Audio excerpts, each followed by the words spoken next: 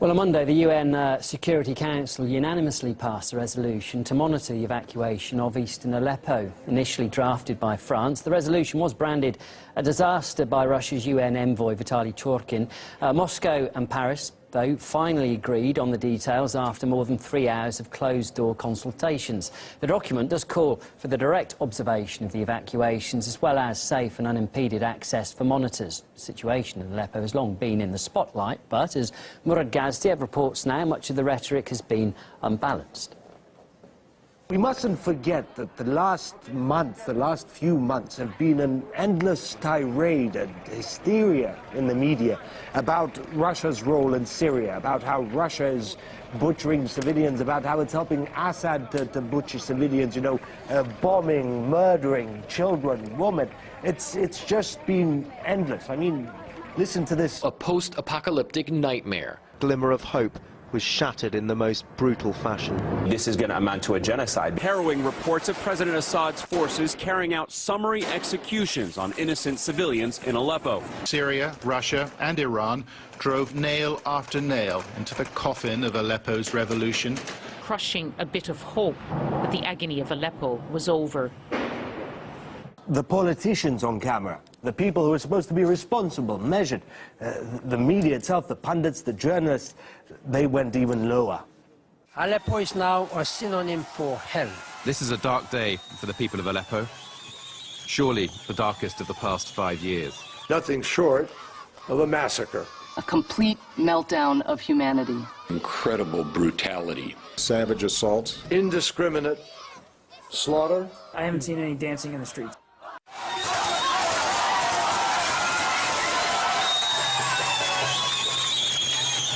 There are people who want to spoil any negotiated solution, any negotiated deal to the Syrian crisis. Yesterday, the rebels were burning buses, evacuation buses. Today, the Russian ambassador to Turkey has been killed. Just as the UN Security Council, at long last, agrees, you know, the United States, France, Britain, Russia have finally agreed on a deal on monitoring the Syrian evacuation, the Aleppo evacuation. You know, if you'd asked me 2 months ago, I would have said, no, there's no way they're going to agree on anything in the UN Security Council. So there is progress being made. Tomorrow, the heads of the foreign officers of Turkey, Iran, Russia are supposed to meet in Moscow, maybe come up with another way to resolve at least part of the Syrian conflict. And suddenly you have this murder. And, you know, with all the politicians now saying that the intent here appears to be to split, to divide Russia and Turkey, well, it seems apparent that there are those trying to spoil this, trying to ruin and derail any negotiation. Well, let's get the thoughts now of former Australian diplomat Gregory Clark. He joins us. Gregory, welcome. We were hearing there in that last report that, you know, we've got these trilateral talks now taking place in Moscow between Turkey, Russia and Iran about Syria. Is there a danger that they could have been derailed by this assassination? No, I think it's a one-off affair, but it has deep roots. I mean, it all began, well, 10 years ago with the invasion of Iraq, more than 10 years ago with the US invasion of Iraq, and it's just continued right through to the present day. What do you think about the motivation of this attack? Do you think there's relevance to the timing of it all and the fact that we've got this meeting going on in Moscow today? I think this meeting in Moscow is very important, and I hope it has a good result. But how should we put it? The United States has been trying to block any attempt by Russia to seize the initiative. Even the United States Secretary of State cannot cope with the pressure from the Pentagon, from their hawks. I've been watching closely the personal relationship that's developed with your foreign minister, Mr. Lavrov.